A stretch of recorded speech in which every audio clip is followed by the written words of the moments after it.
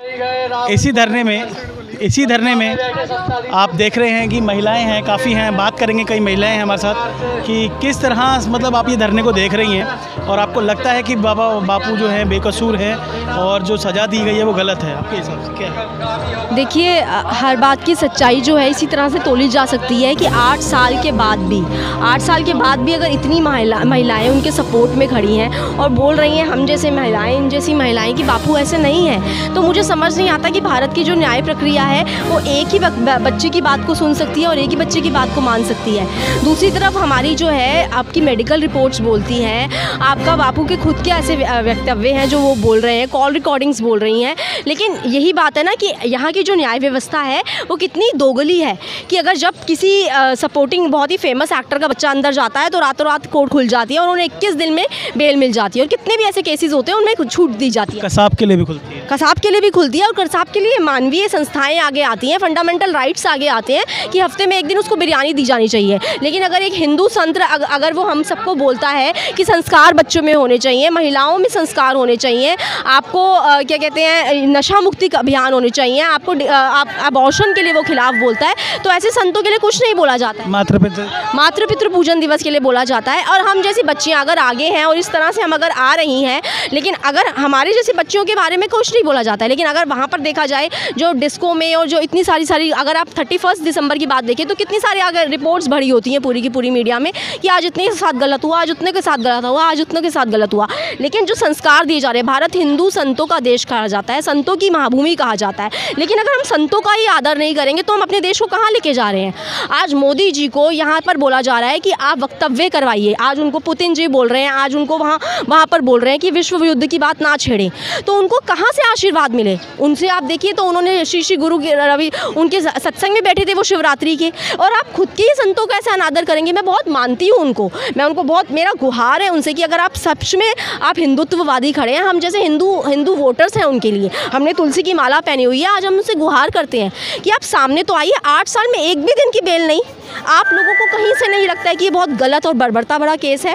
राम रहीम को मिल जाती है एक दिन के लिए। अगर मैं बाहर आ जाऊंगी अपनी हेल्थ पिटीशन के लिए और अगर मैं अपने डॉक्टर से अपना इलाज करा के चली जाऊंगी तो क्या यहाँ की जो न्याय व्यवस्था है वो खराब हो जाएगी क्या? मुझे लगता है कि डरते हैं क्या आसाराम बापू से लोग, जो इतना बड़ा कोर्ट बैठ जाती है। दीपक चौरसिया डिबेट्स पे डिबेट्स लगा जाता है, मैंने कितनी डिबेट्स झेली हैं, मैं बापूजी की रिप्रेजेंटेटिव हूँ मीडिया। ऐसा उनके लिए एक नेगेटिव माहौल तैयार कर दिया जाता है कि वो बाहर ही ना आए। अरे वो कोई टेररिस्ट नहीं है, वो एक हिंदू संत हैं। अगर वो अपना इलाज कराने बाहर जाना चाहते हैं तो क्यों मना करा जा रहा है? कसाब के लिए मना नहीं होता, बड़े बड़े रेपिस्ट के लिए मना नहीं होता। यहाँ पर जो निर्भया का इतना गंदी तरह से रेप किया गया, उनको भी 10 साल बाद वर्डिक्ट आने के बाद उनको आज उनको जो है फांसी मिली है। लेकिन बापू के लिए इस तरह से अगर किया जाता है, मैं बोलती हूँ बहुत ही दोगली न्याय प्रक्रिया है, जिसमें बड़े बड़े एक्टर्स को और बड़े बड़े सेलिब्रिटीज़ को न्याय पाना तो आसान है, लेकिन अगर एक सामान्य संत हो या एक गरीब परिवार हो तो उसकी यहाँ पर कोई गुहार नहीं है। और ये आप देख सकते हैं आसाराम बापू के प्रकरण से, और ये जो होगा वो सबके लिए होगा आगे। और सेम केस में राम रहीम भी अंदर जाते हैं और वो बाहर आते हैं, पैरोल पे आते हैं, चुनाव का प्रचार भी डर के मारी नहीं कर पाते हैं। चाहते थे वो थे, इस बार पंजाब में करना चाहा था उन्होंने, लेकिन नहीं कर पाए पंजाब और हरियाणा। तो ऐसे में हम मतलब ये दोगली राजनीति के लिए आप कुछ कहना चाहेंगे? देखिए, मैं राजनीति के विरुद्ध नहीं हूँ, मोदी जी को मैं प्रणाम करती हूँ और बहुत अच्छा मेरे हृदय में उनके प्रति एक स्थान है। लेकिन मुझे सच में समझ नहीं आती कि कुछ पर्सनल उनकी प्रॉब्लम है बापूजी के साथ, या क्या एक वो है कि हमें तो इतनी उम्मीद थी कि बीजेपी आएगी और हमारे बापूजी बाहर आएंगे, अपना राष्ट्र जो है वो सनातन संस्कृति की रक्षा करेगा। सब कुछ होता है, सब कुछ बड़ा छोटा ऊंचा नीचा, बाहर के विदेशों में अपना अपना पूरा सब तामझाम और झंडे और काशी विश्वनाथ और क्या क्या क्या, मतलब अनगिनत उनकी सेवाएं रही हैं। लेकिन ये मतलब मजबूर होते हैं हम सोचने के लिए कि वास्तव में वो अपनी संस्कृति अपने देश के प्रति ईमानदार हैं भी सही। और है कि जैसे हम मोदी जी पे पूरा ब्लेम कर देते हैं क्योंकि इस वक्त सत्ता में वो हैं, 8 साल से हो गए लगभग।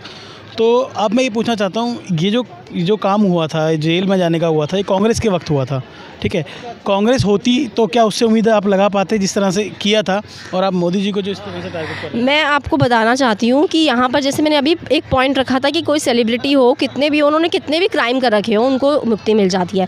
लेकिन शायद ये आपको पता नहीं होगा कि आसाराम बापू की जो गिरफ्तारी हुई है 31 अगस्त को रात्रि के 12 बजे के बाद हुई है, और आपको मतलब वो इंदौर आश्रम में थे और पूरी पुलिस फोर्स अपनी होल एम्यूनिशन के साथ गई थी।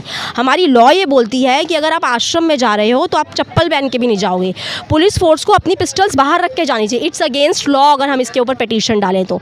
लेकिन आप एक संत को गिरफ्तार करते हो तो आप पूरी की पूरी पुलिस फोर्स ले जाकर और एम्यूनिशन लेकर जाते हो, तो किस तरह से बर्बरता है, चाहे वो कांग्रेस की सरकार हो, चाहे आपकी मोदी सरकार हो, क्योंकि वो सोच ही नहीं रहे हैं इस समय। उनका मुद्दा ही नहीं है ये आसाराम बापू, उनका मुद्दा ही नहीं है हिंदू संस्कृति। मैं मानती हूँ कि मोदी सरकार जो है हिंदू संस्कृति के लिए बहुत काम करती है, तो मैं उनसे हाथ जोड़कर विनम्र निवेदन करना चाहती हूँ कि बापू ने भी हिंदू संस्कृति को उठाने के लिए बहुत सारे काम किए हैं। मैं मानती हूँ उनका हाई कोर्ट में मैटर चल रहा है, अगर थोड़ी देर के लिए इस मुद्दे को साइड भी रख दिया जाए तो आप क्या नहीं चाहते हैं, नहीं जानते हैं कि उन्होंने मातृ पितृ पूजन दिवस के लिए, बच्चों में संस्कार के लिए, गर्भावस्था को कैसे हर शिशु के संस्कार के लिए उन्होंने कितना काम किया है। क्रिमिनल साइकोलॉजी जो होती है ना एक बच्चे में बचपने से होती है, ऐसे कितने ही परिवार हैं जिनकी क्रिमिनल साइकोलॉजी को बापू ने ख़त्म किया है। तो कहीं ना कहीं आपकी लॉ में और आपकी न्याय व्यवस्था में उन्होंने एक सहयोगी उन्होंने काम किया है, तो आप उनको ही देखकर जो है आप सलमान खान को तो बोल देते हो कि उसने बहुत बड़े बड़े अच्छे काम किए हैं, उसने बहुत सारी ऐसी संस्थाएं चलाई हैं, तो उनको जेल नहीं होनी चाहिए क्योंकि उनके फैंस दुखी हो जाएंगे। एक साइड में एक बार हिरन का केस आता है, एक बार रोड एक्सीडेंट का केस आता है, तो साथ में एस्टैब्लिशमेंट बनाई जाती है, क्या कहते हैं, गुड एस्टैब्लिशमेंट, बीइंग ह्यूमन की रेस करी जाती है, क्योंकि उसे पता था कि 10 साल तक मेरा जब तक ये केस चलेगा और जब तक मैं अंदर जाऊंगा तो मैं बीइंग ह्यूमन से इतने अच्छे काम कर लूँ कि फिल्म इंडस्ट्री में मेरी जब जेल में जाने की बात आए ना तो मेरे लिए एक बच्चा आवाज़ उठाए कि नहीं Salman won't go to the jail because we cannot leave our film fraternity without Salman Khan. तो होते हैं ना लोगों से गलत काम। अभी तो हाई कोर्ट में केस चल रहा है, हाई कोर्ट जो है जो सेशन कोर्ट होता है वो सर्वोच्च न्यायालय नहीं होता है, वो डिसाइड कर लेगा। हाई कोर्ट में भी इतने साल बाद आ रहा है ये केस, जबकि इतना बड़ा मुद्दा है, इतना बड़ा केस है। बहन ने बोला गलत काम होते हैं, आम जनता से होते होंगे। अगर बापू ऐसे होते तो आज हम अपना सुख चैन, मेरे को इतनी माइग्रेन रहती है, बहुत प्रॉब्लम रहती है, इतना ये सब मेरे को लगा के चलना पड़ता है, सब छोड़ के हम आज धूप में उनके लिए धरने के लिए आते? बिल्कुल नहीं आता। ठीक है, सोचने की बात है। मैं सिर्फ इतना कहना चाह रहा हूँ कि केस तो सेलिब्रिटी पे आप देखते ही होंगे, कंगना का घर टूट जाता है, मतलब पॉलिटिकल अगर पंगा ले लिया तो आप समझिए जेल में ही सड़ना है।